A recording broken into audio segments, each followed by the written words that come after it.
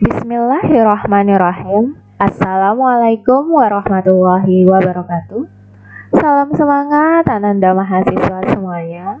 Pada kesempatan kali ini kita akan membahas topik terbaru, yaitu tentang dot product atau hasil kali titik pada vektor. Pengertian dot product. Pada topik sebelumnya telah diperlihatkan sifat-sifat aljabar vektor yang menunjukkan perkalian antara vektor dengan skalar. Adapun perkalian antara vektor dengan vektor terdiri atas dua jenis, yaitu perkalian titik atau dot product dan perkalian silang cross product. Definition: a vector A with component vector A1, A2, A3, and vector B with component vector B1, B2, B3, then the dot product of vector A and vector B is the number A dot B given by A dot B equal A1, B1 plus A2, B2 plus A3, B3. Definisi dari perkalian titik atau dot product. Jika vektor A memiliki komponen vektor A1, A2, A3 dan vektor B memiliki komponen vektor B1, B2, B3, maka perkalian titik atau dot product dari vektor A dan vektor B dinotasikan dengan A dot B yang dinyatakan sebagai berikut.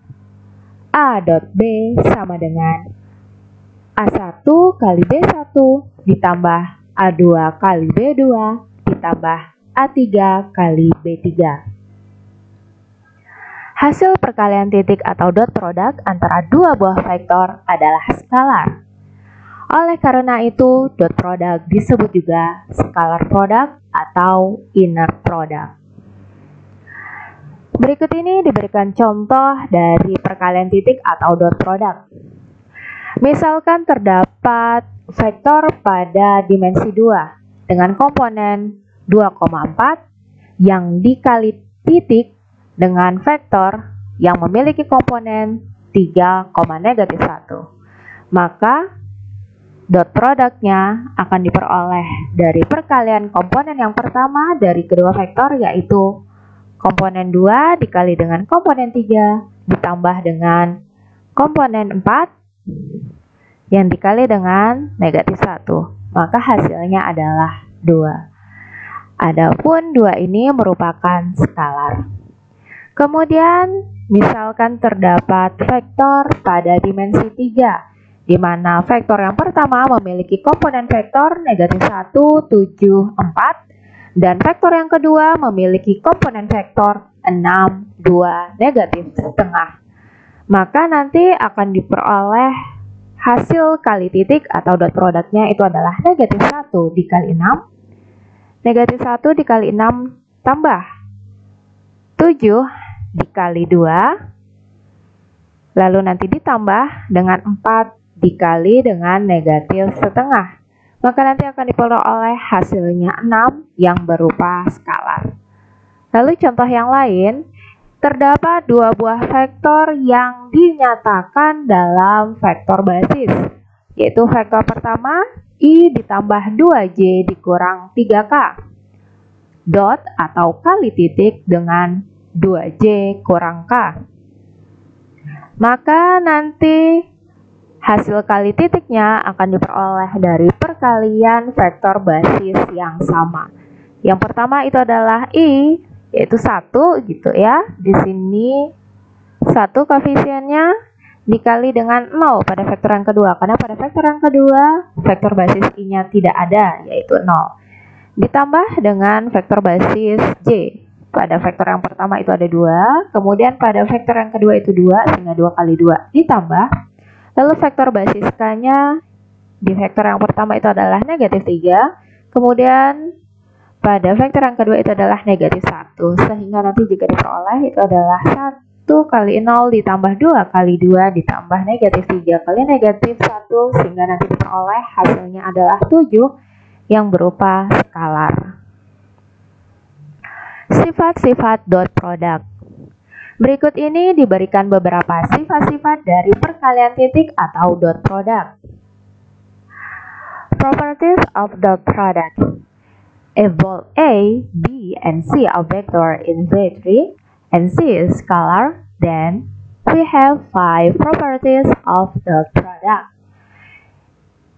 Diberikan A, B, dan C yang ditebalkan itu merupakan vektor pada dimensi 3. Maka C yang tidak ditebalkan ini itu berupa skalar, sehingga nanti akan kita dapati ada 5 sifat-sifat dari dot product atau hasil kali titik. Berikut ini ada beberapa pembuktian dari sifat-sifat dot product. Yang pertama itu adalah sifat dari vektor A dot vektor A nanti akan diperoleh hasilnya adalah panjang dari vektor A yang dikuadratkan. Kemudian pada sifat yang ketiga yaitu vektor A dot vektor B ditambah vektor C nanti hasilnya akan sama dengan vektor A dot vektor B ditambah vektor A dot vektor C. Sudut antara dua vektor. Dot product vektor A dan vektor B dapat digambarkan secara geometri sebagai suatu sudut theta antara dua vektor tersebut. Digambarkan pada gambar di bawah berikut ini, terdapat vektor A yang memiliki titik pangkal O dengan koordinat 0,0,0, lalu memiliki titik terminal atau titik ujung yaitu pada titik A. Kemudian kita dapat lihat juga di sini terdapat vektor B dengan titik pangkal pada titik O dan memiliki titik terminal yaitu titik B. Dari vektor A dan vektor B tersebut di antara kedua vektor tadi terdapat sebuah sudut yang dinamakan sudut theta. Sudut theta inilah yang dikatakan dengan sudut antara dua vektor. Terlihat dari gambar bahwa sudut theta adalah sudut yang terbentuk dari vektor OA dan OB dengan besar sudut pada interval yaitu dari interval 0 hingga pi. Apabila vektor A, OA, dan vektor B yaitu OB sejajar, maka nanti besar sudut theta adalah 0. Jadi misalkan vektor A dan vektor B ini nanti sejajar, maka besar sudut tetanya adalah 0. Dan itu dinyatakan dalam sebuah teorema, yaitu jika theta adalah sudut antara dua buah vektor A dan B, maka vektor A dot vektor B sama dengan panjang vektor A kali panjang vektor B kali cos theta. Dari teorema sebelumnya dapat diperoleh teorema berikut ini, yaitu jika theta adalah sudut antara dua buah vektor bukan 0, yaitu vektor A dan vektor B, maka cos theta sama dengan vektor A dot vektor B per panjang vektor A kali panjang vektor B. Misalkan terdapat dua vektor bukan 0 yaitu A dan B, apabila kedua vektornya itu tegak lurus atau istilah lainnya adalah ortogonal, maka akan diperoleh vektor A dot B sama dengan panjang vektor A kali panjang vektor B cos pi per 2 karena tegak lurus. Cos pi per 2 adalah 0 sehingga vektor A dot vektor B nanti diperoleh hasilnya adalah 0. Sehingga dapat disimpulkan bahwa dua buah vektor A dan B adalah ortogonal atau tegak lurus jika dan hanya jika vektor A dot vektor B sama dengan 0. Arah sudut dan kosinus arah. Arah sudut dari suatu vektor bukan 0 adalah sudut alfa, beta, dan gamma dengan interval 0 sampai pi terhadap sumbu X, Y, Z, positif. Diperlihatkan pada gambar berikut ini, terdapat sebuah vektor A dengan titik pangkal pada titik origin 0, dan vektor A tersebut akan kita buat sudutnya berdasarkan sumbu X, Y, dan Z yang positif. Jika kita perhatikan dari sumbu X positif ini, kita bentuk sudut menuju ke vektor A, akan terdapat sudut yang dinamakan sudut alfa. Dari sumbu X positif menuju vektor A diperoleh sudut alfa. Kemudian dari sumbu Y positif ini, jika kita bentuk sudut menuju ke vektor A, akan diperoleh namanya sudut beta.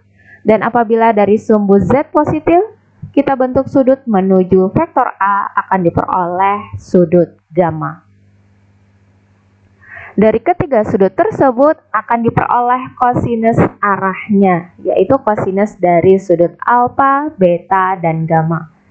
Kosinus arahnya adalah sebagai berikut, yaitu kosinus alfa sama dengan vektor A dot vektor I per panjang vektor A kali panjang vektor I. Sebagaimana kita ketahui bahwa vektor I itu adalah vektor basis dengan komponen vektor 1,0,0. Maka jika vektor A yang memiliki komponen vektor A1, A2, A3 dikalikan titik dot product dengan vektor I dengan komponen 1,0,0, nanti akan diperoleh hasilnya yaitu A1 per panjang vektor A kali panjang vektor I. Sebagaimana kita ketahui bahwa vektor I itu adalah vektor basis yang memiliki panjang satu satuan. Sehingga panjang vektor A kali 1 nanti hasilnya adalah panjang vektor A. Sehingga kita dapati kosinus alfa sama dengan A1 per panjang vektor A. Dengan langkah yang sama kita dapatkan kosinus beta itu sama dengan A2 per panjang vektor A. Dan kosinus gamma itu sama dengan A3 per panjang vektor A. Proyeksi vektor. Misalkan terdapat vektor A dan B yang digambarkan sebagai berikut. Kita lihat di sini, vektor yang berwarna hijau adalah vektor A dan vektor yang berwarna biru adalah vektor B. Yang dinamakan proyeksi itu adalah mengambil bayangan dari vektor B di sini ya. Kita menggambarkan proyeksi dari vektor B ke vektor A. Jadi kita ambil bayangan dari vektor B, di mana bayangan itu terbentuk dari titik ujung vektor B yaitu titik R, ditarik garis yang tegak lurus terhadap vektor A. Jadi harus ditarik garis yang tegak lurus terhadap vektor A, sehingga nanti akan didapati sebuah segmen garis PS. Di sini ya, segmen garis PS. Adapun segmen garis PS tersebut dikatakan sebagai proyeksi dari vektor B ke vektor A yang dinotasikan dengan pros AB, yang bermakna proyeksi dari vektor B terhadap vektor A. Apabila vektor B diproyeksikan ke vektor A, maka akan terbentuk segmen garis PS yang merupakan representasi dari proyeksi B terhadap A.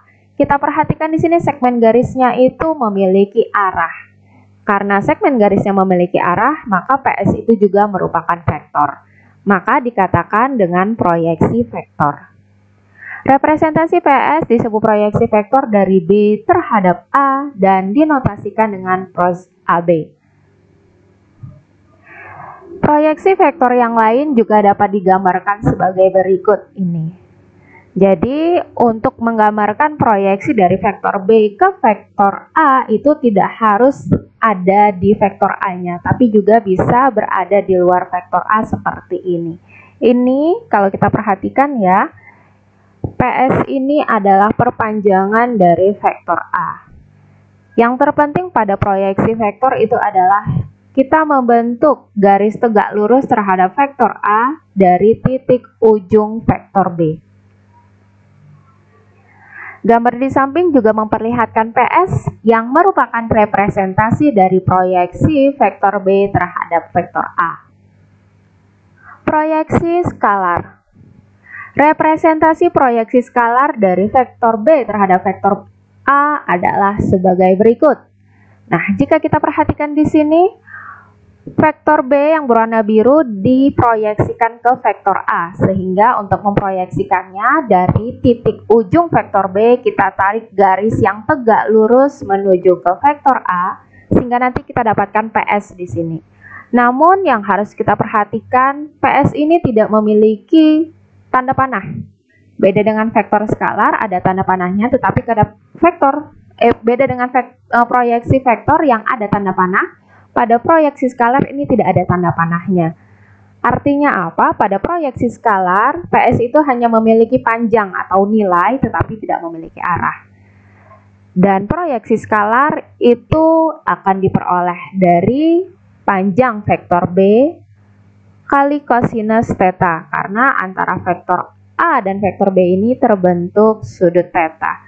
Dan itu dinotasikan dengan komponen AB, yang artinya adalah proyeksi skalar dari vektor B terhadap vektor A. Representasi segmen garis PS menunjukkan nilai atau panjang tanpa arah, tidak terdapat tanda panah.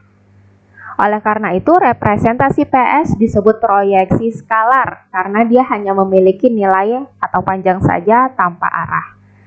Proyeksi skalar disebut juga dengan komponen skalar dari B terhadap A. Jadi, proyeksi skalar itu istilah lainnya adalah komponen skalar. Oleh karena itu, di sini proyeksi skalar memiliki notasi kom AB. Artinya komponen dari vektor B gitu ya terhadap vektor A. Dan dinotasikan dengan kom AB. Dari komponen kom AB sama dengan panjang vektor B kali kosinus theta, dan A dot B itu sama dengan panjang vektor A kali panjang vektor B kali kosinus theta, maka akan diperoleh panjang dari di sini diperoleh vektor A dot vektor B itu sama dengan panjang dari vektor A kom AB sama dengan kom AB sama dengan vektor A dot vektor B per panjang vektor A gitu ya. Nah, jadi kita dapati proyeksi vektor itu memiliki nilai panjang yang sama dengan proyeksi skalar dan memiliki arah yang ditentukan dari vektor satuan. Jadi kalaulah proyeksi vektor dia memiliki panjang dan arah, proyeksi skalar dia hanya memiliki panjang. Tetapi proyeksi vektor dan proyeksi skalar itu panjang atau nilainya sama. Sehingga jadi pros AB atau proyeksi dari vektor B ke vektor A itu sama dengan kom AB. Gitu ya, komponen dari vektor B terhadap vektor A itu dikalikan dengan vektor A per panjang vektor A gitu.